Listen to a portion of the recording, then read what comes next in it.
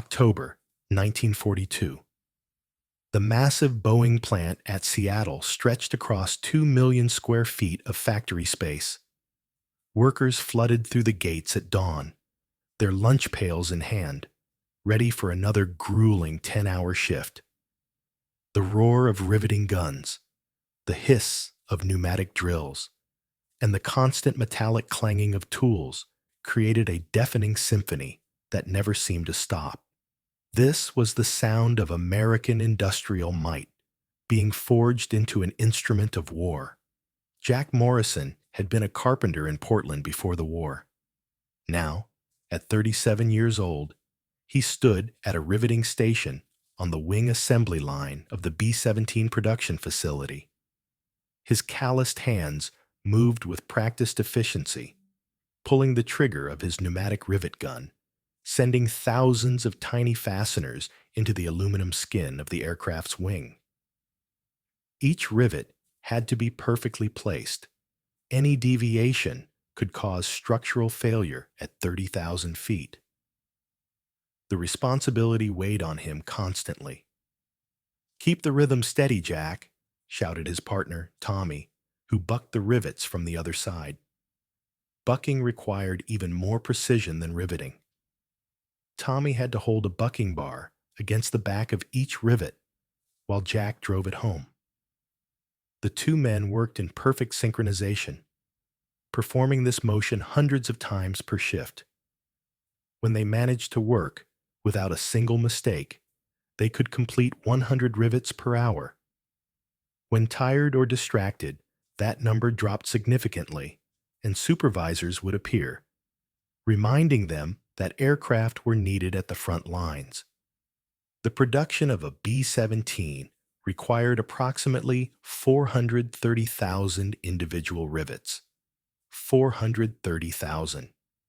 Every single one of them had to be driven by hand with pneumatic tools that weighed nearly 15 pounds and kicked like a mule.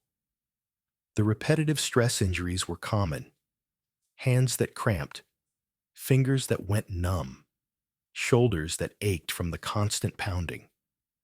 Before a single rivet could be driven, an entire ecosystem of suppliers had to be coordinated with military precision. The Douglas Aircraft Facility in Long Beach processed aluminum ingots from mining operations in Montana and Arizona. These massive ingots arrived in freight cars, weighing thousands of pounds each.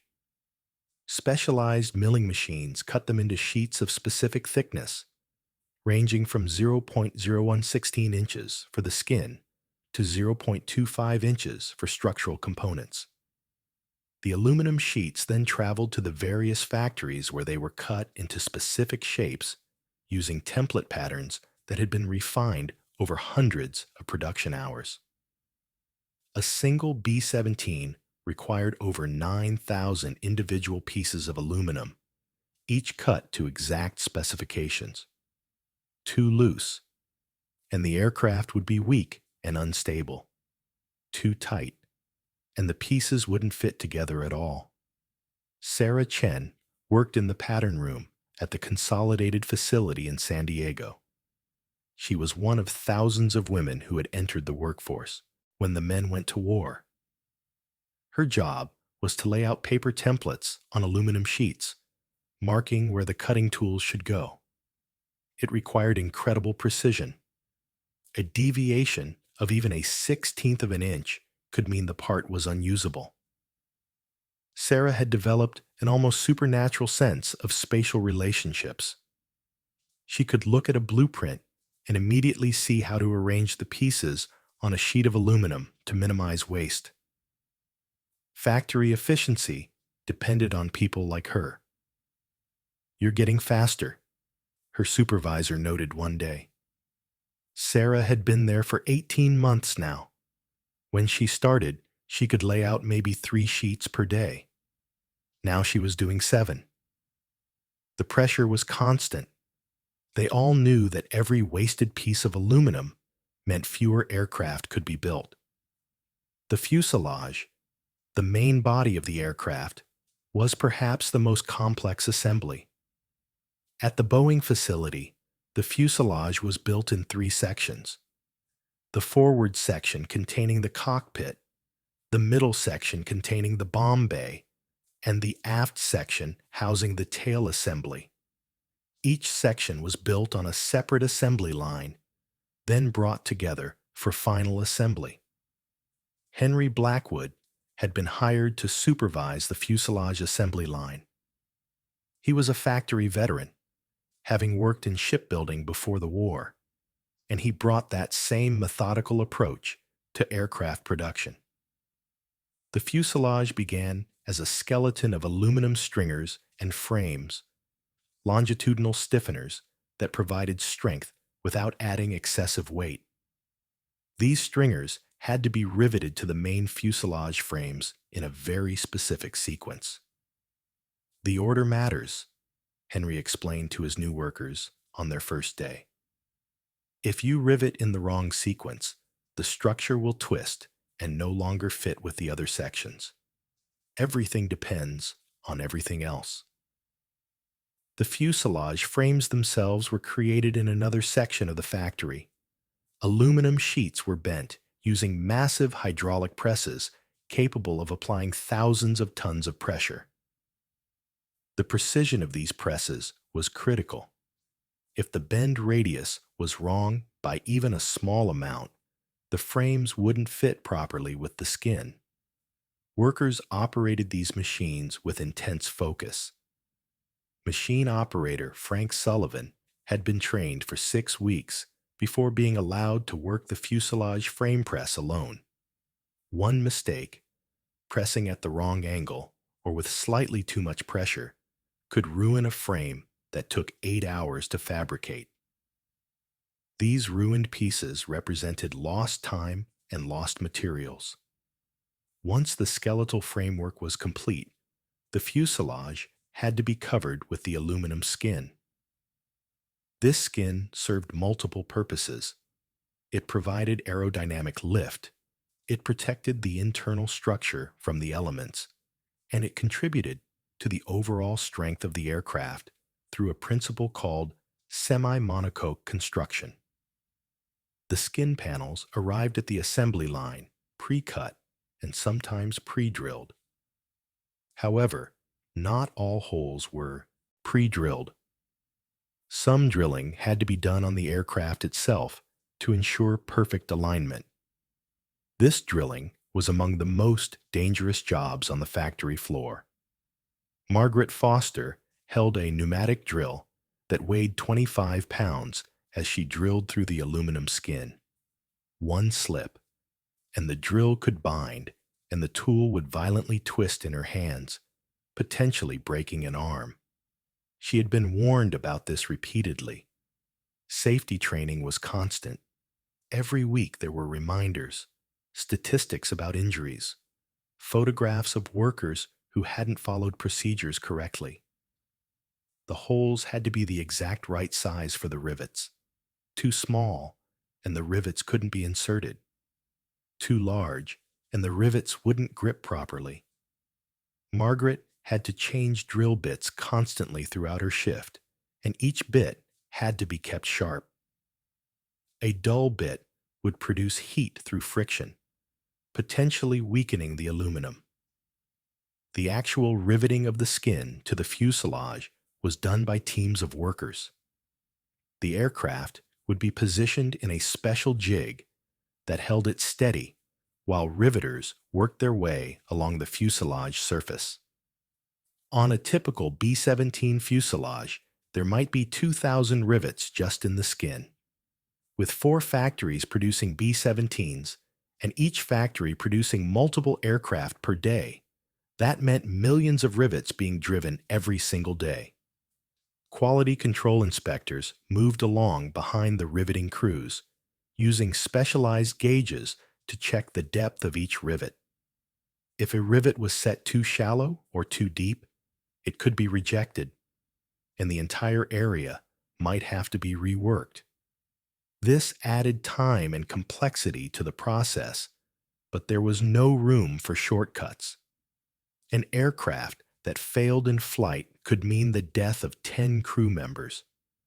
The wings of a B-17 were massive structures, spanning over 100 feet from tip to tip. Each wing contained multiple fuel tanks, ammunition magazines, and hydraulic systems. Assembling them required precision work that combined structural assembly with the integration of dozens of different subsystems. The wing assembly took place on specially designed stands that could be rotated to allow workers access to different parts of the structure. The wing skeleton consisted of main spars, the primary structural members, auxiliary spars, ribs, and stringers, all riveted together in a complex three-dimensional framework. Robert Chen worked as a wing assembly specialist. His job was to oversee the complex sequence of assembly steps that would transform thousands of individual pieces into a functional wing. He worked with his team to ensure that every component was correctly positioned before being riveted into place. Remember, he would tell new workers, every rivet you set is carrying a piece of the future. These wings will fly over enemy territory, and they have to be strong enough to bring their crew home. If you cut corners, you're potentially killing someone you've never met. The riveting of the wing assembly was especially demanding.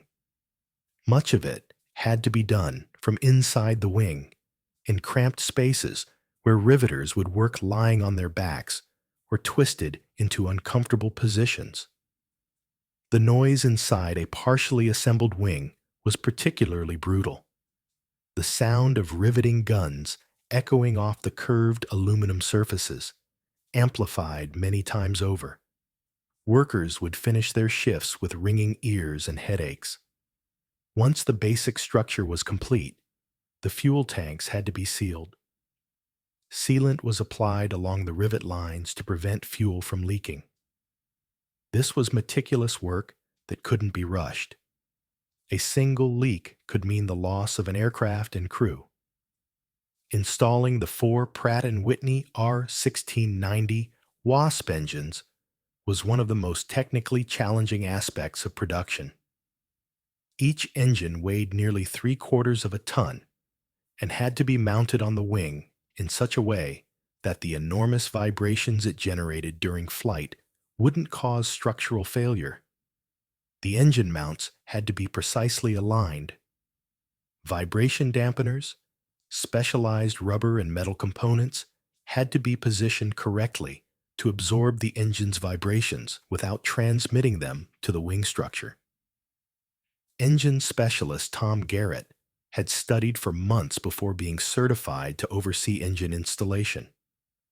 1 millimeter off, he would explain to young workers, and you can get harmonic resonance that will shake this aircraft apart at cruise altitude. The tolerances here are incredibly tight. The engines arrived at the assembly line already assembled, but not yet complete. Some final assembly of engine components had to be done in situ. Magnetos had to be installed and tested. Spark plugs had to be set at the correct gap. Fuel injectors had to be calibrated. Everything had to work perfectly the first time. There was no opportunity for troubleshooting once the aircraft was in the air. A B-17 contained approximately 90 miles of electrical wiring. 90 miles. This wiring had to be routed through the aircraft, carefully protected from sharp edges that could chafe through the insulation, positioned to avoid any possibility of wires crossing in ways that could create shorts, and labeled so that maintenance crews could identify each wire's purpose. The wiring installation began early in the assembly process, but continued right up until final assembly. Electricians and their assistants worked their way through the aircraft, carefully threading wires through protective conduits, securing them with clamps at specific intervals, and connecting them to electrical components throughout the aircraft. Dorothy Mackenzie was an electrician. a job that was considered men's work before the war, but now women were doing it right alongside men. She could trace a schematic and mentally visualize how the wiring should flow through a three-dimensional space inside the aircraft. She worked slowly and carefully, understanding that electrical failures in flight could be catastrophic. The electrical systems had to include redundancy. Critical circuits like those controlling the engines had backups. The battery system, the generator system, the distribution system, all had to be carefully designed and installed to ensure that if one component failed, the aircraft could still be flown safely. Testing the electrical systems required checking every circuit with specialized test equipment. Technicians would use multimeters to verify voltage and continuity. If there was any problem, any short circuit, any open circuit, any incorrect voltage, it had to be found and fixed before the aircraft left the factory.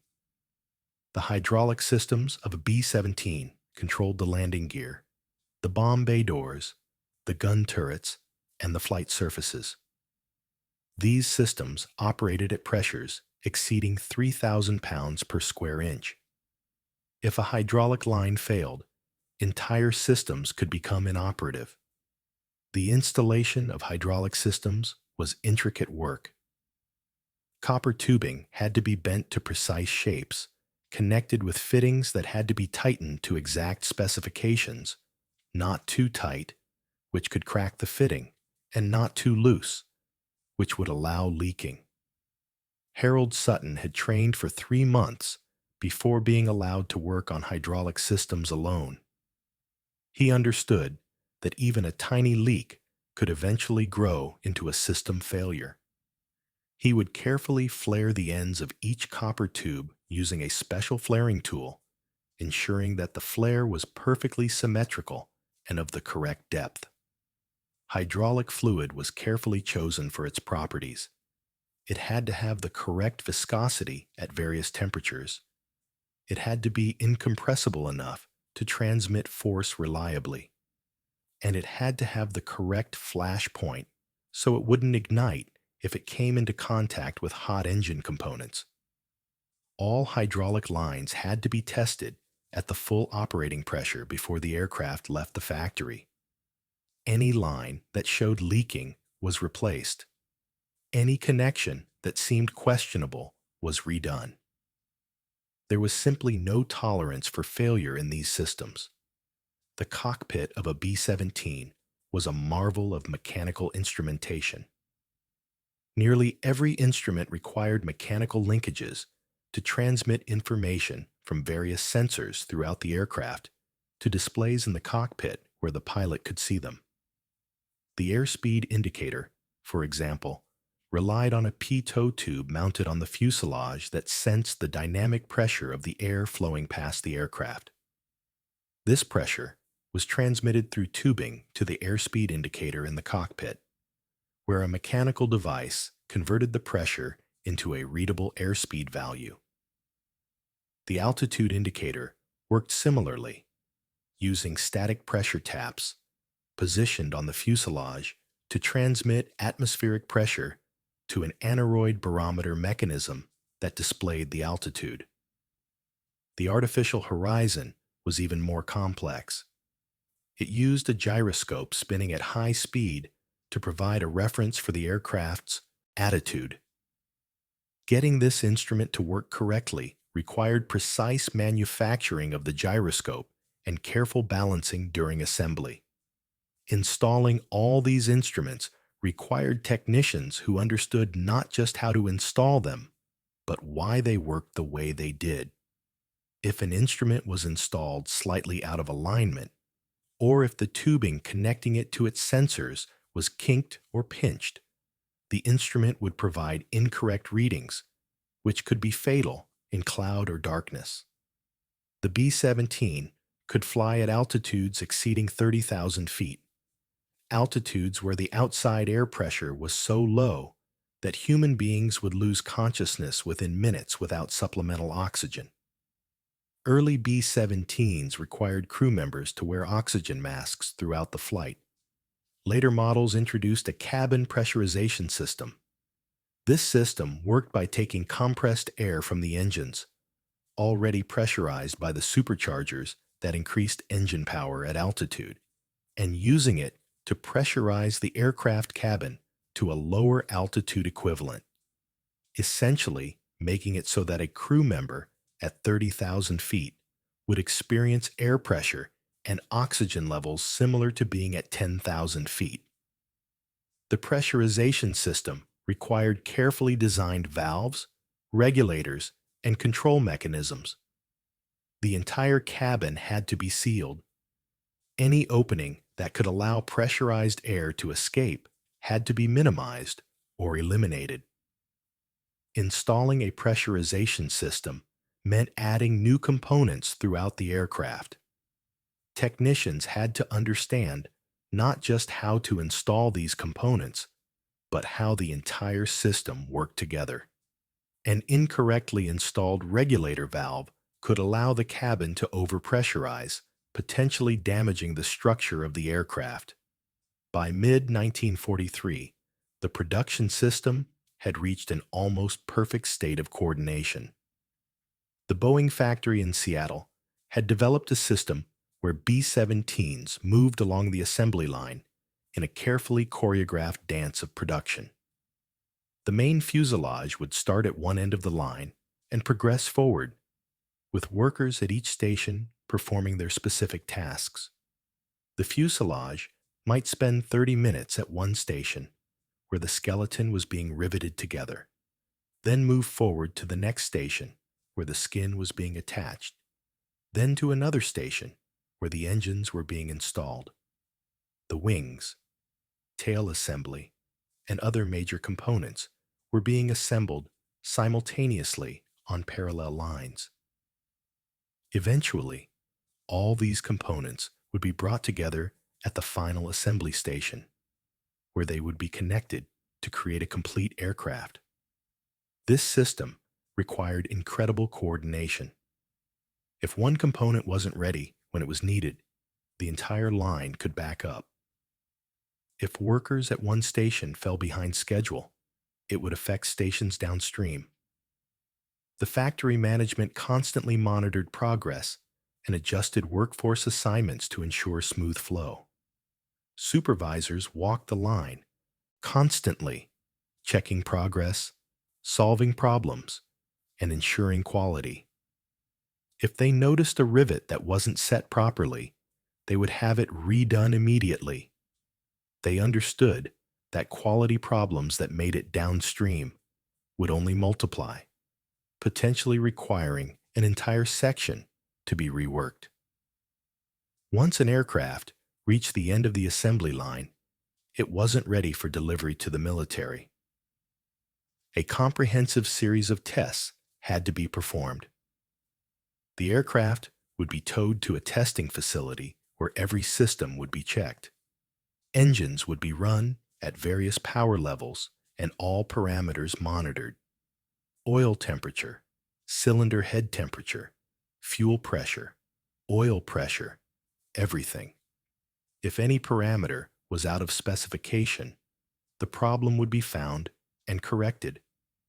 The electrical system would be tested with all lights and all equipment running simultaneously, checking that the generator could provide enough power and that no voltage surges or sags occurred. The hydraulic systems would be pressurized, and all actuators, the devices that moved various control surfaces, would be cycled repeatedly to ensure smooth operation. The flight control systems would be checked. Rudder, elevators, ailerons would all be moved through their full ranges of motion, and the forces required to move them would be measured to ensure they were within specification.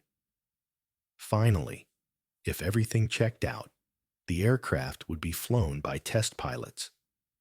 These were experienced pilots who would put the aircraft through a series of test points, checking handling characteristics, engine performance, structural integrity, and everything else. Only after all testing was complete and the aircraft received a final sign-off would it be considered ready for delivery to the military. The production of B-17s was not without its costs. Factory accidents were a constant danger. A worker could be caught in a pneumatic riveting gun, lose a finger to a hydraulic press, or suffer a fall from the elevated assembly stations. The factory maintained infirmaries with nurses standing by to treat injuries. More serious injuries would send workers to nearby hospitals. Despite all the safety training and safety protocols, accidents happened at a steady rate. Not enough to shut down production, but enough to remind everyone that working in a wartime factory was serious business. There were also non-physical costs. Workers dealt with constant pressure to increase productivity. The expectation was that every day they would work a little faster, a little more efficiently than the day before. The noise was relentless. It continued from the moment the factory opened until it closed. Workers developed hearing loss that would stay with them for the rest of their lives. Many workers were far from home, living in cramped boarding houses or temporary housing. The money was good by Depression standards, but the lifestyle was hard. Working 10-hour shifts meant that a worker might have only a few hours of free time each evening, not enough time to maintain a social life or engage in much recreation. Yet most workers considered themselves fortunate. They understood that they were contributing to the war effort, that the aircraft they were building would help win the war and bring their sons, husbands, and brothers home safely. There was a sense of purpose that drove them forward, that made the hardship bearable. By the end of the war, the numbers were staggering. The four main B-17 production facilities, Boeing in Seattle, Consolidated in San Diego, Douglas in Long Beach, and Lockheed in Burbank, had produced a total of 12,756 B-17s. That meant that over 430,000 rivets times 12,756 aircraft meant over 5.5 billion rivets. Billions of welds, millions of square feet of aluminum skin, tens of thousands of engines, countless smaller components, all produced during a 6-year period by an industrial system that had been ramped up from virtually nothing. The productivity improvements were remarkable. In early 1942, the factories might produce one complete B-17 every few weeks. By late 1943, they were producing multiple aircraft per day.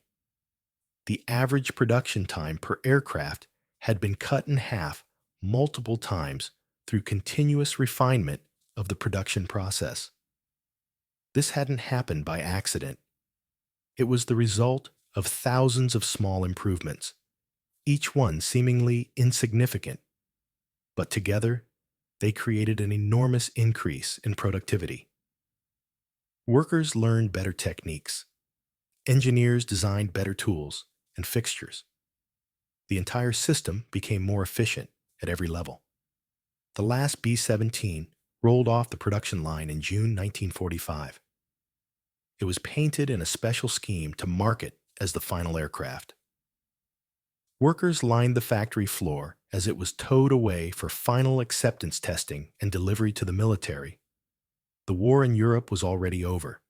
The war in the Pacific would end within weeks. The era of massive B-17 production was coming to an end. Old Henry Blackwood, the supervisor who had overseen much of the fuselage assembly, stood watching the last aircraft leave the factory floor. He thought about the thousands of workers who had passed through the factory over the previous 3 years. Some had stayed until the end. Many had moved on to other jobs as the intensity of production had fluctuated. A few had left to join the military themselves.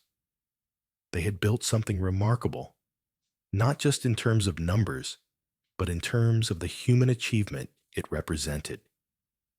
Ordinary people, many of them with no prior experience in aircraft production, had learned to create sophisticated military aircraft with incredible precision. They had refined the process continuously, pushing productivity higher and higher.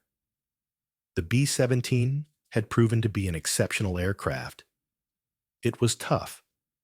Many damaged B-17s had made it home despite suffering injuries that would have downed other aircraft. It was reliable. Though not perfect, it had proven to be dependable in combat. It was capable. It could carry a heavy bomb load long distances.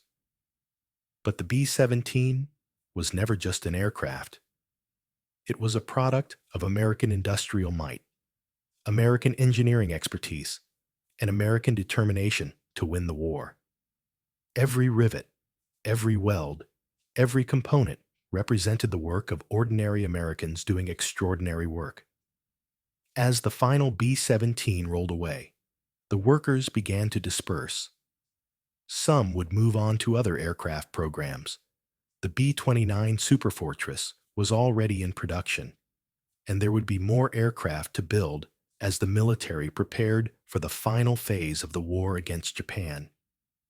Others would eventually return to civilian life, taking with them the skills they had learned and the knowledge that they had contributed to something that mattered.